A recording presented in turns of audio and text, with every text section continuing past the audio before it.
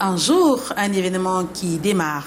Nous sommes le mardi 10 septembre 2024 et l'événement du jour est la célébration de la journée mondiale de prévention du suicide.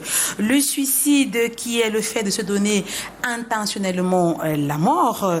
Le suicide souvent lié à des facteurs de stress et à des problèmes de santé complexes. Nous en parlons dans un instant avec notre invité. Mais retenez déjà que le suicide, chaque année, 720 000 personnes se suicident dans le monde et 73% de ces suicides ont lieu dans les pays en voie de développement.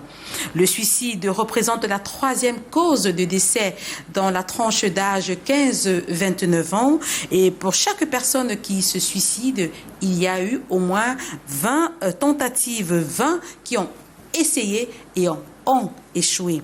Et au Cameroun, nous avons au moins 7 personnes par jour qui se donnent la mort, soit environ 140 personnes qui ont fait des tentatives de suicide par jour.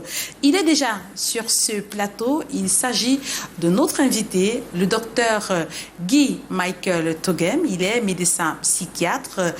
Il est médecin psychiatre. Bonjour. Bonjour Flo.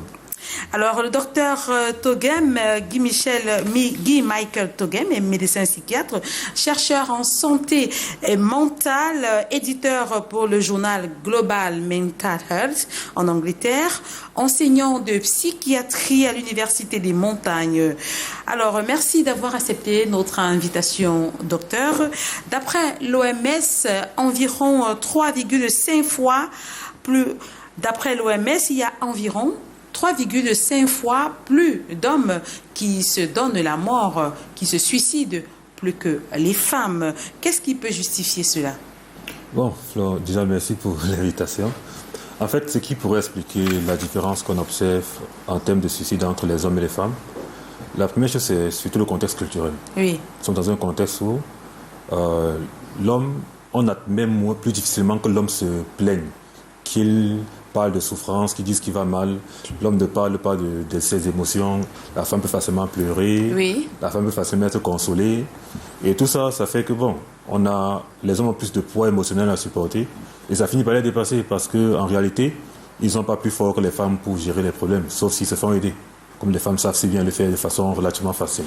Alors, c'est ce qui justifierait le taux élevé? Non, ce n'est pas le seul facteur, il y en a d'autres. Oui. Je crois qu'après ça, le second facteur qui compte beaucoup ici, c'est la consommation de substances. Oui. Nous savons que les hommes prennent plus d'alcool que les femmes. Les hommes sont plus susceptibles de prendre des drogues que les femmes.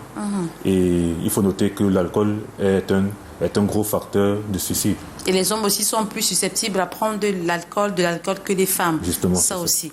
Alors, d'après les chiffres énumérés plus haut, docteur Guy Michael Toghem, on se rend compte que le suicide est une réalité au Cameroun.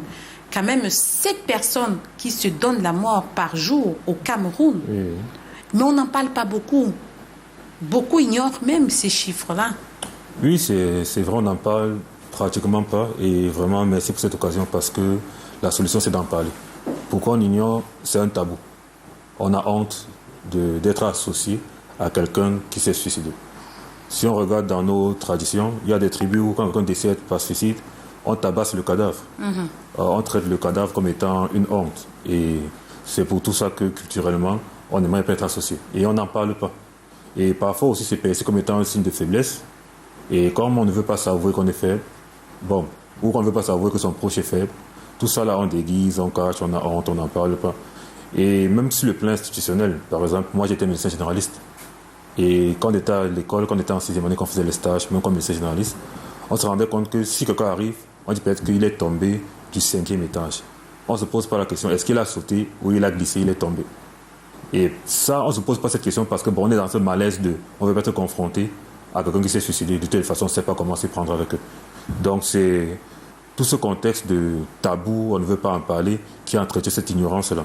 Parce que malgré le fait qu'on entende souvent que quelqu'un a sauté du pont du Vouri, on n'arrive toujours pas à croire que le suicide concerne aussi les Camerounais. Donc même avec l'évidence devant nous, on a du mal à accepter cette réalité. Alors qu'est-ce qu'on devrait faire pour que les gens acceptent que c'est un fait? 7 personnes chaque jour au Cameroun qui se donnent la mort, c'est quand même énorme. Ce qu'il faut faire, c'est déjà de reconnaître que c'est un problème réel. Oui. D'autant plus que... Ne pas vivre dans le déni. Oui, il faut en parler. Il ne faut pas avoir honte. Et il faut savoir que ce n'est pas parce qu'on est faible qu'on se suicide. Déjà, ça peut arriver à tout le monde. Vraiment, strictement tout le monde. Ça a été prouvé scientifiquement. Oui, comment ça peut arriver à tout le monde? Expliquez-nous. Déjà, il faut dire que quand on revoit un peu les contextes psychologiques qui conduisent au suicide, l'un des principaux trucs, c'est que ça arrive de façon impulsive. Oui. C'est-à-dire que la personne n'a pas planifié. Elle pouvait être là comme nous, il y a une heure de temps, croyant que le suicide, c'est l'affaire des autres, ça ne peut pas m'arriver. Et parce qu'il y a un stress aigu et qu'à l'instant, il se sent désemparé, il trouve comme seule issue sauter dans le vide. Et ça, c'est comme un mécanisme de fuite du stress. Mais malheureusement, ça conduit à un décès.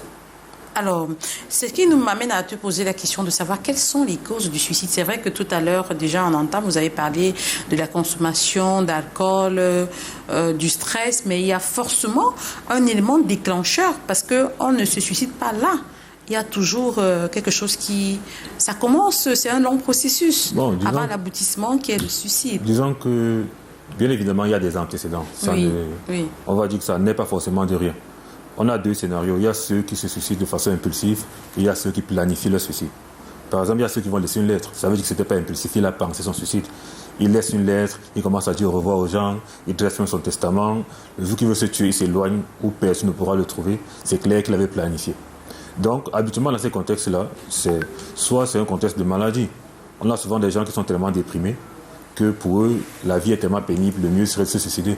Je crois que j'ai même un cas intéressant par rapport à cet exemple. Oui. Une dame qui souffrait de dépression et faute d'argent, elle n'a pas pu acheter les médicaments. Donc un jour qu'elle arrive chez elle, elle se dit, ce monde est vraiment cruel, je ne peux plus rester dans ce monde, je m'en vais, où c'est mieux, il faut que je parte. Donc au moment où elle se dit qu'elle doit partir, elle a 2 enfants. Et elle se dit, mais je ne peux pas laisser mes enfants dans un monde si cruel si moi je m'en vais. Et donc ce qu'elle a fait, c'est quoi? C'est qu'elle est partie mettre le feu à la maison, l'idée étant de tuer les 2 enfants pour qu'ils partent ensemble. Donc quand elle met le feu à la maison, après qu'elle essaie de se tuer, la population l'attrape. Et donc, mais quand vous entrez dans sa tête, elle pensait bien faire. Mais elle pensait bien faire, pourquoi? Parce qu'elle était dans une pensée pathologique, une pensée maladive. Donc, il y a ce contexte-là vraiment qui est dû à la maladie et où c'est très souvent planifié. Et après, maintenant, il y a le contexte aigu, qu'on entend souvent que l'immeuble de quelqu'un s'est écrasé, il s'est suicidé. Peut-être qu'il avait déjà une maladie qui était là, qui a facilité le truc, mais peut-être aussi que ça s'est fait de façon impulsive. Il a appris la nouvelle, il était désemparé, il ne savait pas comment faire, et le coup de l'émotion a fait en sorte qu'il passe à l'acte. Oui, parce qu'il y a souvent, surtout ces hommes d'affaires-là, c'est pas évident. Peut-être c'est un gros crédit, peut-être c'est un investissement de toute une vie, et qu'ils partent en fumée comme ça, cet investissement-là, vous décidez de vous donner la mort. Justement. Alors, vous, en consultation, il y a des personnes qui viennent vous rencontrer, et généralement, quelles sont souvent les causes? Je vais préciser les personnes qui ont fait des tentatives et ont échoué. Quelles sont souvent les méthodes qu'elles ont utilisées pour se donner la mort? Bon, déjà, il faut dire qu'on se suicide avec ce qu'on a de disponible comme outil. Oui. Donc, si je veux prendre le cas de Douala, c'est très souvent des médicaments qui traînent dans la maison. Là. Malheureusement, au Cameroun, on vend les médicaments en boîte. Donc, les restes, on les garde et ça peut servir à celui qui veut se suicider après. Donc, il va prendre des médicaments avalés en grande dose par l'intention de mourir. Souvent, ce sont des gens qui vont prendre une lame, ils vont se couper le bras. L'idée étant d'attraper la veine ou la terre qui passe par là. Oui. Il y a ceux qui vont sauter dans le vide. Ça, ce sont les scénarios les plus fréquents. C'est vrai qu'aussi on a eu des gens qui ont essayé de se pendre, mais ça reste relativement rare ici. Par contre, quand on part dans d'autres régions, peut-être un peu dans l'arrière-pays, même au nord, là, très souvent on entend que quelqu'un a pris la rate à Chopdaï. C'est ce raticide-là qui permet ou qui permettait d'en finir avec les souris et autres les rongeurs, pardon. Oui. Rongeurs, voilà. Donc, il a pris ça pourquoi? C'est clair qu'il voulait se suicider. Oui. Voilà, oui. Au nord, je me rappelle le nord avec une situation avec la sauce de coton, oui, où on s'est retrouvé en train de rationaliser les portions des herbicides qu'on donnait aux cultivateurs. Oui. Parce que très souvent, quand on les donnait sans tout rationaliser, il y avait un reste, et le reste, là, prendre en tant que quelqu'un a bu ça pour se suicider. Donc c'était une bonne stratégie pour limiter la disponibilité d'armes qui pourraient servir au suicide. Donc c'est vraiment en fonction de ce qu'on a. Et dans d'autres environnements, si les armes circulent, s'il trouve l'arme, il va s'en servir. Alors pour ces personnes qui ont fait des tentatives et ça n'a pas marché, est-ce que c'est la méthode qui n'a pas été bonne ou c'est le moyen, ou c'est, comment je vais dire, c'est la méthode utilisée qui n'a pas été bonne pour pouvoir se donner la mort. Si la méthode n'a pas été bonne, je ne sais pas, on va dire heureusement. Ou alors, il a été secouru à temps. Bon, disons, habituellement, ce qui se passe, c'est quoi? C'est que, heureusement, les gens ne savent pas très bien comment s'y prendre, très souvent. Mais il faut dire que habituellement, il y a plus de femmes qui essaient les suicides. Mais en réalité, il y a plus d'hommes qui réussissent les suicides. Parce que quand l'homme se décide, il est décidé. Il ne va pas prendre des méthodes approximatives. Voilà. Parce qu'ils vont souvent trouver une arme, se pendre, des trucs comme ça. Ils ne vont pas prendre les médicaments qui vont te mettre dans le coma. On va te trouver te ressusciter. Donc les hommes sont souvent plus drastiques. Alors que les femmes, elles essayent un peu. C'est comme si c'est un pied en avant, un pied derrière. Ouais. Elles essayent que bon, si on me retrouve, tant mieux. Si on essaye de me sauver, tant mieux. Peut-être c'est ça ou peut-être c'est juste que dans leur nature, elles ne sont pas habituées aux armes à feu, qui sont des moins plus radicaux. Mais sinon, très souvent, on va avoir des gens qui vont être interrompus par un proche. Oui. Qui a découvert sur la scène. Ou alors des gens qui ont essayé, étant convaincus qu'ils devaient mourir et qui se retrouvent après. Ils ont été secourus. Voilà, oui. Donc, genre, il s'est endormi sur le coup, on l'a réanimé. Ou alors il se réveille après, espérant qu'il serait mort, mais il n'est pas mort. Donc c'est ça encore. Alors, est-ce qu'une personne qui a essayé de se suicider, qui a tenté de se suicider, peut récidiver? Oui, en fait. Déjà, quand on parle de suicide, le plus gros risque de finir sa vie par un suicide, c'est d'avoir essayé. Parce qu'une fois que quelqu'un a essayé, il a au moins 30 fois plus de chances de finir par un suicide. Ça, c'est le plus gros facteur de risque de se suicider, le fait d'avoir essayé dans le passé. Donc, la réponse, elle est oui.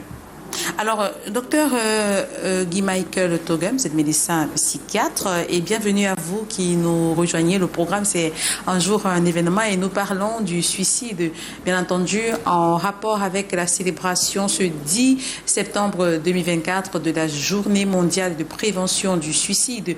Le suicide est une réalité au Cameroun. Chaque jour, 7 personnes décèdent des suites de suicide et 140 personnes tentent de se suicider.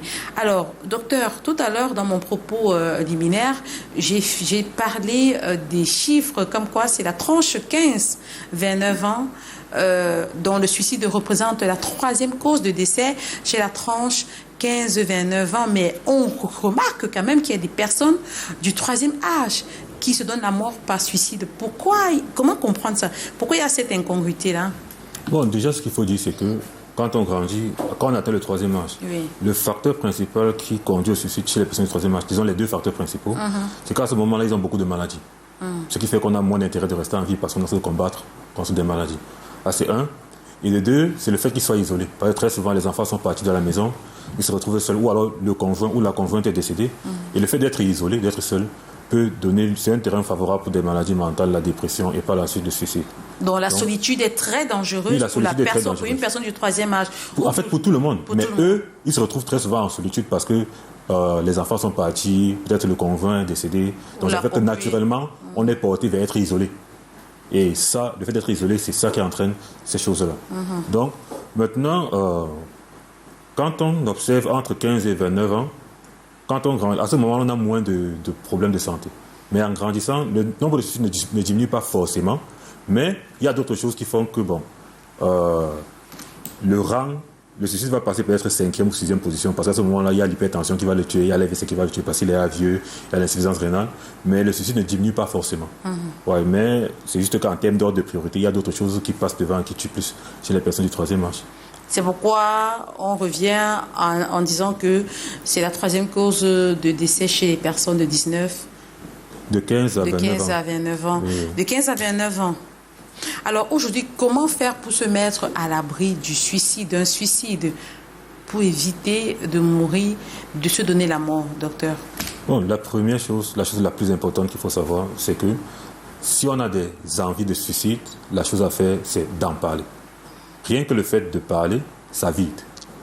Contrairement à ce que les gens peuvent croire, parce que souvent les gens ont l'impression que si celui-ci a des idées suicidaires... Mais comment même savoir que j'ai une envie de suicide? Qu'est-ce qui peut passer dans ma tête? Comment je sais que j'ai une envie de suicide? Non, c'est assez simple. Si tu sens que la vie est trop pesante, tu n'as plus envie de vivre. Ou si tu convoites la mort, tu as envie de partir de ce monde, là, ce sont des envies suicidaires, ce sont des idées suicidaires. Donc, et quand tu as ça, le plus simple déjà, c'est d'en parler à un proche. Parce que quand on en parle, et quand on parle peut-être ce pourquoi je voudrais partir de ce monde, ça fait que ça pèse moins.